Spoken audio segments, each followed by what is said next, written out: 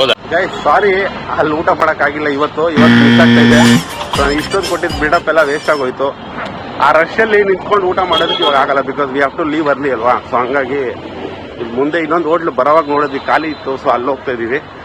But ಆದರೆ this hotel is must visit. It is recommended from my end. ಚೆನ್ನಾಗಿದೆ.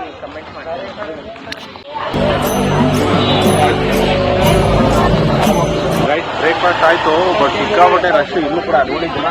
Saturday ಅಲ್ಲ ನೋಡಿ ಎಷ್ಟು ಜನ ಅಂತ, ಸಿಕ್ಕಾಪಟ್ಟೆ ಜನ. ಈ